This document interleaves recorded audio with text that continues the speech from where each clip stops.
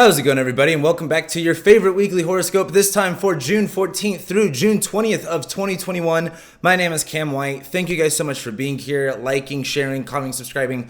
I truly love and appreciate every single one of you guys that watch my videos and support me. I truly do thank you guys for being here and checking in.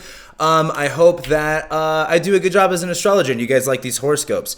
We should jump straight into it because, like I said last week, or the past couple of weeks, Jupiter stationing retrograde, Saturn retrograde now with this eclipse season. This is starting a little period of 2021, a chapter of 2021, so to say, between now and about September, October.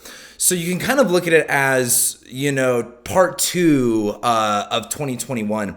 And that really rings true starting on Monday, because on Monday, we start the week off with the moon now already in Leo. We talked about that on Sunday, that, the moon entering Leo, conjoining Mars. We're going to be very passionate. We're going to be very prideful. We're going to just be saying, fuck it.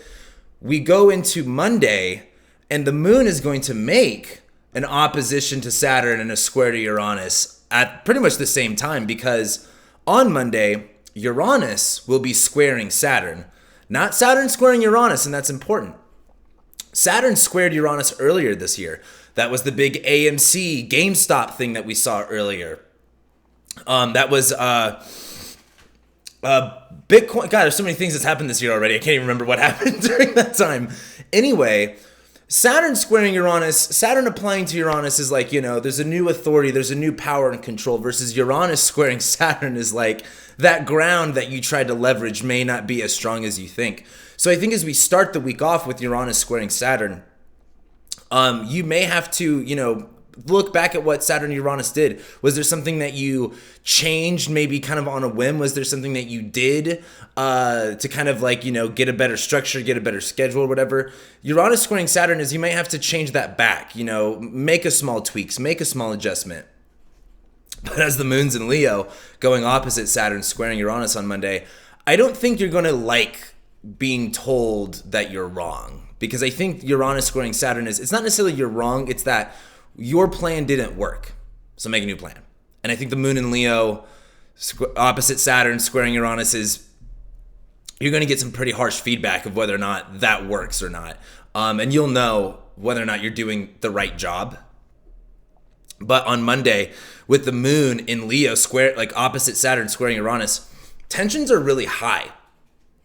There's a lot of emotion, there's a lot of pride, so try not to get overwhelmed, because also the one thing I wanted to talk about Monday is the sun's going to be squaring Neptune for pretty much the whole day. Yeah, we kind of do that a little bit into Sunday night, but on Monday with the sun squaring Neptune, it's just important to, realize that you're not always going to see every situation clearly, even if you have, that's one of the fun things about astrology is, having the foresight to be able to see something, but still knowing that you don't know the ultimate result. I have a story with that, but I want to keep moving forward. I just think on Monday, as the sun's squaring Neptune, you're not going to see every pitfall. You're not going to see every problem, and try not to overthink it. Like, if you're wrong, you're wrong. Don't take it personally. Just do what you got to do. I just think with Uranus squaring Saturn at the most part, you can't always, for example, like the AMC, the GameStop thing, that was almost out of a lot of people's control, right? That was very just, it started online. I don't know if you guys aren't familiar with the AMC GameStop stuff. It pretty much started from a Reddit post, from what I understand, and then from Redditors it blew up. With Uranus squaring Saturn, there might just be things that are out of your control, that it's not that it was bad or that it was wrong, so to say. It just may not work because of a system that's out of your control, right? So I just think on Monday, try not to, let it happen. Let yourself, I don't want to say be wrong, but let yourself kind of, let the Jenga tower fall. And I don't like the tower card, like when people are like, oh, the tarot tower card. It's like, that's truly letting things collapse. But this is like, if you're playing Jenga, if you yank that sucker fast enough, that building won't fall, but you got to be willing to take that risk. Not I say that building, the Jenga tower. So on Monday, I would ask yourself, are you willing to take the risk to pull it out? Hey, if that Jenga tower is going to fall, it's going to fall. And sometimes it's out of your control, right? Sometimes this is how, the cookie crumbles. Like someone will pull out a block and then it's like your turn and then you touch it and it's that little thing that makes it fall. So just on Monday, it's going to be a little bit stressful. It's going to hurt, but the key here is to be adaptable, right? This is Aquarius and Taurus. It's easy to stay really fixed in our ways, and it's really our, duty here to be open to change and to get out of our comfort zones in order to do that and put our pride aside a little bit. I don't want to say put our pride aside to like, again, something that I'm talking a lot about here is Mars eventually going opposite Saturn. This is all accumulating up to a kind of a focus point of like, which side are you going to take? So I think as the moon's in Leo, it's like, not only looking at like where you're wrong, but looking at where you're right, looking at what did work, looking at, when you see what didn't work, then you're a lot more clear on what is going to work. So I think on Monday, you'll find out what's going to work by knowing what won't work. We jump into Tuesday. The moon is pretty much going to be making a sextile to Mercury into the morning. And then at night, the moon's going to be entering Virgo and going opposite Jupiter. So as the moon's in Leo, making that sextile to Mercury, Mercury's retrograde. This is kind of like when you get your test back and you see what answers you got right. You see what answers you got wrong. You can kind of get a better understanding of what to do from there. And then as the moon enters Virgo, opposite Jupiter, it's kind of like, I feel like that's the best analogy is it's like getting a test back and then being like, okay, I saw what I got right. I saw what I got wrong. Being able to kind of like learn from that. The moon in Virgo is, moon in Leo is our emotions. What's kind of being lit up that's a little bit more underneath is our pride, our passion. As that moon goes into Virgo, there's the sense of detail, of material, of physical, of organization, of specificity. And as the moon goes into Virgo, there's this feeling of like, it's kind of like when you get the right tools for the right job. Or for example, if you are into interior decorating and you've got a wall space and you buy multiple pictures and you want to make sure it fits the wall, it's like when everything has a spot. I think as the moon goes into Virgo, there's that feeling as if everything has a spot. As the moon goes into Virgo, it's going opposite Jupiter. So on Tuesday night, there's this sense of learning from your mistakes, or at least knowing what to do better now. And as the moon goes opposite Jupiter, there's a success in applying that. It's applied knowledge, right? It's like, I've talked about this a few times, but I used to tutor geometry. And I always used to give my students the answer. I'm like, here's the answer. Because rather than you trying to have a brain aneurysm trying to figure it out, how about I just tell it to you and then you can figure out why that's the answer. And I think as the moon goes into Virgo, goes opposite Jupiter, there's this sense of like, oh, I get it now. Oh, I kind of see where the dots need to be connected. I kind of see what needs to be put together here, what needs to be said, what needs to be addressed. And as the moon's in Virgo, opposite Jupiter and Pisces, this is really about taking advantage of the opportunity. So I think on Tuesday night, there's an opportunity to really maybe correct some issues. Maybe this is a practice test and you failed a lot worse than you thought you did. So Monday or Tuesday night's a good time to study and get those answers a lot more correctly. Nothing really actually happens on Wednesday. I literally wrote down not much. And I don't think I've actually written down nothing on like my little paper here. The moon's just kind of hanging out, really. I mean, the moon's going to apply to a trine with Uranus, whatever that means. The moon's really just hanging out in Virgo for the most of the day. So Wednesday, this is, once the solution becomes clear, the work becomes doable, right? When you have a problem in life, an insurmountable issue, and you don't know what the solution is, it's like you don't know what work needs to be done. I think as the moon goes into Virgo, there's a solution that's involved. There's an answer that's there. And I think as the moon goes through Virgo on Wednesday, it's kind of like now that there's a solution, work can be done. So I don't think Wednesday really isn't that big of a deal. It's just really continuing what you learned on Tuesday, applying it. Wednesday's a great day to clean, to work, just check out, do your thing, nothing important. But then we go into Thursday. I know we're 10 minutes already in Thursday. We're kind of flying through this week. But that's okay. Because we go into Thursday and the moon's going to make a square to Mercury in the morning and then make a sextile to Venus throughout the afternoon. Then the moon will go opposite Neptune. So Thursday looks a little bit complicated because I think as the moon makes that square to Mercury, Mercury is still retrograde, but it's getting ready to station direct.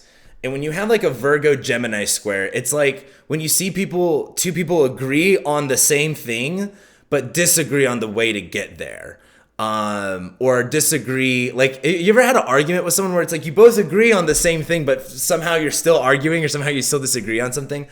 That can be like what Thursday's like. It's like, you can't always have your cake and eat it too. And so I think as the moon squares Mercury, it's like Mercury's retrograde, right? We're reviewing what we've kind of learned over these past few weeks, what we've communicated with other people, or at least what Gemini rules in your chart. And as that moon squares Mercury, there's like, we're in the solution process by now. But again, just because you got that test back and you change some of your answers, that doesn't mean you're going to get every answer right immediately. You might improve your score, but that doesn't mean you're going to get a perfect score. And so I think as the moon squares Mercury, there's kind of like that, you've learned, but you're still not perfect. On Thursday, there's this kind of like getting it right, but not getting it perfect. And as the moon sextiles Venus immediately after it, there's a reward, right? It's like, it's just enough, right? It's not perfect. It's not amazing, but it's just enough. Especially regarding, Venus is in Cancer. Venus being what we enjoy, what we indulge in. Cancer is much more like comfortable, much more focused on necessity, emotions. The moon in Virgo sextiling Venus in Cancer is definitely, I hate to say the term self-care, but it's very like, I need this little tiny thing. Like, you don't need a whole day of self-care, but maybe just go buy some dark chocolate or something like that, get a little boost in the brain.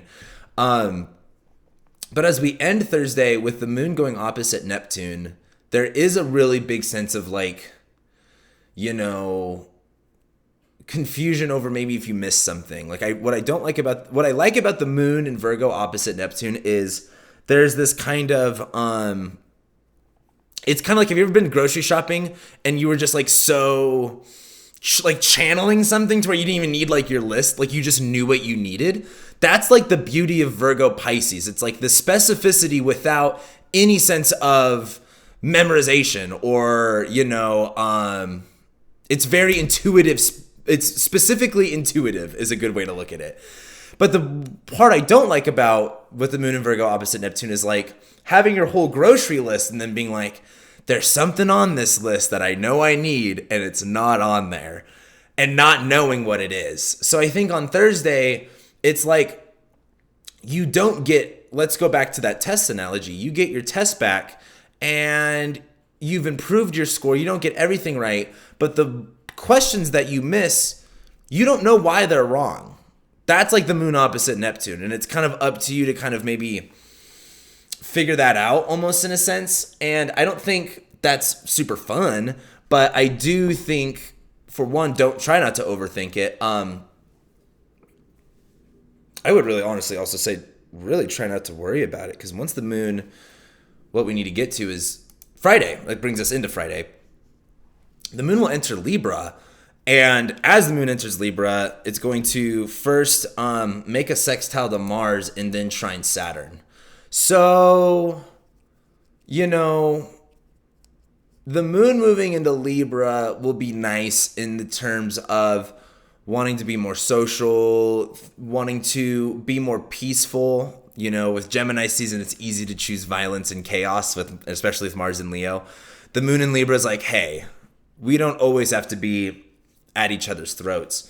But I think as the moon is in Libra, sextiling Mars in Leo on Friday, there is this like, for one, that's like definite. A lot of you are going to be feeling pretty confident and cocky. I think a lot of you are also going to be feeling very, flirtatious, fun. But as the moon sextiles Mars, there's this sort of, moon in Libra is like, what do I want to do versus what do I need to do? And Mars in Leo is like, do what you want to do. Just have fun. And the moon in Leo is like, yeah, maybe I will do that. And the moon, after it sextiles Mars, is like, now that Mars is in Leo, the sense of confidence that we can have, like literally like having that pep in your step, like really kind of strutting your stuff can, it's going to kind of be called into play at this moment. And I think as the moon sextiles Mars, the moon's in Libra, the moon in Libra often too, just because it's Libra, it often signifies a relationship. Having people in your life kind of gas you up, boost your confidence up to where you start making more, confident, you start taking more confident actions. The other thing I don't like about the moon in Libra sextiling Mars, though, is very instigating energy. Like, don't let someone instigate you into a conflict. Like, don't let someone gaslight you. It's super important, I think, to remember with Mars and Leo is like, yeah, the fight goes down when Mars goes opposite Saturn, number one. But as it builds up, you got to learn to pick and choose your battles. Just like, I hate the corny lion analogies, but like, think of a lion and think of the hyenas that bug him or harass him. Like, a lion won't do much until like it's really got to like say something. That moment of saying something is not until Mars is opposite Saturn. So until then, you might be kind of pushed, but with the moon in Libra sextiling Mars, you might be like incentivized to say something or do something. I would, if you're going to roar, don't do 100%. You don't need 100% yet. You will need 100%, and you should save that for later. On Friday, if you're feeling good, take a little much, but don't go all the way. As the moon sextiles Mars, this is just enough confidence to get what you need to do. And then after the moon sextiles Mars, and then the moon will pretty much apply to a trine with Saturn. So this is like, now that Saturn's retrograde in Aquarius, right?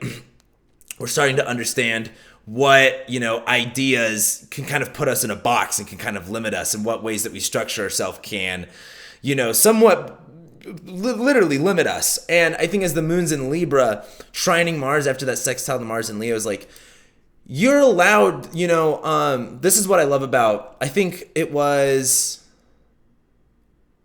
oh gosh, who was it? I gotta look this up real quick.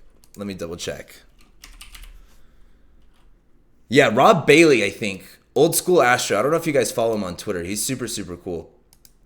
He made a tweet about how, we're not Hellenistic or traditional astrologers. We're modern astrologers. We just incorporate these Hellenistic and old tools in our practice. And it's like, yeah, like we're all modern astrologers, right? We're here in the modern era. Or another way to put it is we're all contemporary astrologers. And, some people will strictly use the Hellenistic tools. Some people strictly use the, psychological, modern tools, right? Saturn in Aquarius and Mars in Leo is like, you don't have to do things so rigidly just because that's like the brand that you're under. Like Mars in Leo is like, go and do your own thing. Branch out if you need to. And I think this moon in Libra is kind of giving you the okay. Like, it's okay to kind of go out and be a little bit Mars in Leo and do your own thing. Just don't do it all the way yet. Just show a little ankle and then maybe retreat back a little bit. We get into, Saturday. And on Saturday, the moon's going to, what is it going to do? It's going to trine Mercury earlier in the day. And then it is going to square Venus. So this moon in Libra trining, mind you, at this point, Mercury's getting ready to station direct. It's somewhat motionless at this point. But as the moon's trining Mercury, this is like, moon in Libra is like, it's all worked out. It's like, I used to DJ weddings, right? And watching brides and mother of brides during a wedding is truly could be its own TV show. But the moon in Libra trining this Mercury in Gemini reminds me of how many weddings, like no wedding, like if you're a woman out there or anybody that's planning to get married that actually really cares about it and that would like is very emotionally invested into it, you're gonna be disappointed and there's gonna be something that goes wrong. But the moon in this moon in Libra trining Mercury retrograde is like, I've had so many weddings where it's like some random thing doesn't happen because like I had a wedding. One time I DJ'd a wedding in Breckenridge, which is in the mountains, right? But it was June and it snowed. And like, I mean, it's kind of hard to plan for snow in the middle of June, but it ended up working like the way that it snowed outside, but we brought everything inside and because of the windows, like it looked awesome. And it was not what everyone wanted. It was a very Mercury retrograde thing. But when the moon's in Libra on Saturday, trining Mercury retrograde, is like, you didn't expect to get here this way, but that's okay. I think the moon in Libra squaring Venus, like, this isn't, you got to understand, this isn't bad. They're in mutual reception here almost like perfectly, because they're with an aspect of each other.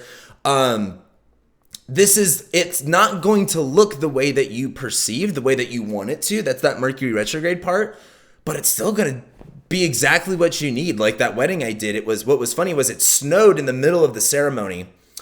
And I think the bride, that's what happened. It was snowing in the middle of the ceremony and everyone's standing there going, are we just going to sit while it snows? And then the bride in the middle of like something just dipped. She just started running inside, and then everyone's like, yeah, screw it, we're going to come inside. We shifted everything inside to the ceremony, and then like there was these big glass windows that were the background, and it was like snowing really hard with the picture, and like it just looked really good. And I've DJ'd weddings where I've had one little thing go wrong and the bride absolutely loses it. And this girl, of course there's also really cool brides and grooms that are like just happy to be there. But they were really happy. They were like, this came out a lot better. It was less stressful worrying about the weather. And so I look at this and I'm like, on Saturday, the moon's going to be squaring Venus. It's not exactly what you wanted, but it's fine. It works. And you've got to just be willing to, again, a big challenge here with Uranus squaring Saturn. And eventually when Mars comes up is like, are we willing to negotiate? Are we willing to find a middle ground and adapt? You know what I mean? There's a time where we have to stick to our guns, which is what this fixed sign stuff is telling us. But you're not going to get progress if you just stay still, right? You've got to be able to maneuver. It's just about, knowing when to stay still and knowing when to maneuver a little bit. And so I think on Saturday, this is where things end up working out much more, and it's not what you expected, but it's good. We like it. And then we get to Sunday, and Sunday the vibe really changes because, one, the moon goes into Scorpio, but Jupiter stations retrograde. So let's talk about the moon going into Scorpio. So the moon's going to enter Scorpio where it enters fall, right? I talk about this once a month. When the moon enters Scorpio, it's like, it's not fun, it's not comfortable, it's going to feel icky. And as the moon enters Scorpio, though, it's going to make this trine to Jupiter, where with Jupiter stationing retrograde, that's kind of an interesting timing, right? The moon into Scorpio is usually much more of like fear-oriented. Moon in Scorpio is an intensity with emotion. The moon in Scorpio is very like raw and real. And as that trines Jupiter in Pisces, this is kind of like, Jupiter being about our beliefs and our faith, and Pisces, there's this openness and there's this mutability with how we're seeing things. And I think as the moon goes into Scorpio and trines Jupiter, is like that feeling is going to kind of hit. The depth of which you're feeling things, I think, is really going to kind of click. Because as Jupiter stations retrograde, you got to understand, Jupiter moving forward is like, here's all of these new things. Here's all of this abundance. Here's all of this expansion, because that's what Jupiter does. Here's all of this learning too, knowledge, Lamborghini knowledge. That's how I always think of Jupiter and Pisces. It's very, Mercury is just like picking up something. Jupiter is the knowledge, the wisdom behind it, right? Jupiter moves into Pisces. It's like, wow, look at all of this stuff that is possible soon. Not right now, but that will be. And as Jupiter stations retrograde, it goes, it's kind of like, all right, you've got all this stuff.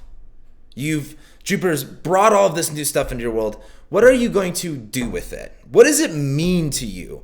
As Jupiter stations retrograde, what are your, again, look at where Pisces is at in your chart, but as Jupiter enters, what does this area of your life mean to you, right? As the moon goes into Scorpio and trines Jupiter, there's this level of like, going, oh, I didn't understand how much this means to me. This level, like, this is important to me. This is emotionally strong, right? The moon's also going to be making a square to Mars right after it trines Jupiter. So this is, feeling very defensive and feeling like you've got to, stand up for your beliefs. You're going to feel kind of challenged here.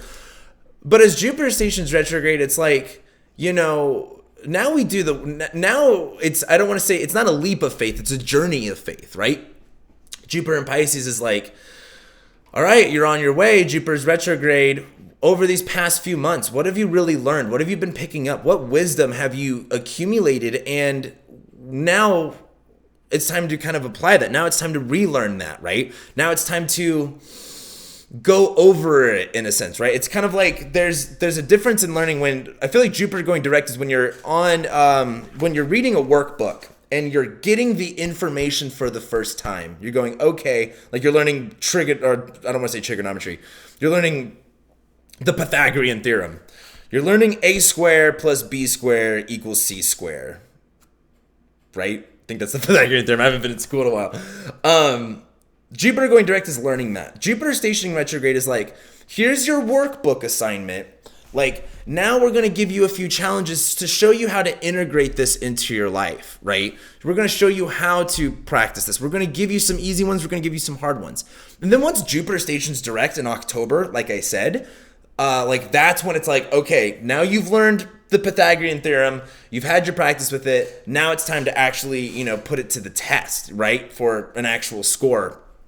I just think on Sunday, as the moon moves into Scorpio and trines Jupiter, this is kind of like I need to, maybe you've been kind of zoned out at school and the teacher's like, hey, wake up. Like, it's time to pay attention.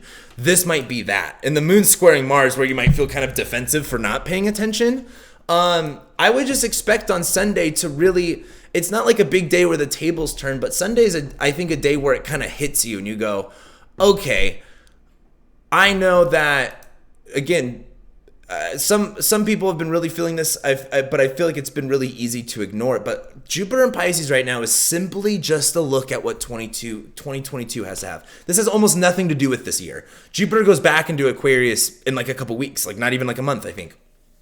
So while it's here, look around, daydream a little bit. But I think as the moon enters Scorpio and Jupiter stations retrograde, it's like that daydream kind of snaps. And now it's about like, okay, what do you need to integrate into your life? What do you need to believe about yourself in order to make that vision come true? I know a lot of this Jupiter and Pisces transit is really about like, what are you visioning for next year? What are you wanting to create for next year? What are you wanting to manifest for next year? As Jupiter stations retrograde, it's like, okay, now it's time to do the work. If you want that reality, what do you have to believe about yourself, about, what you're doing and everything really in order to get that result, right?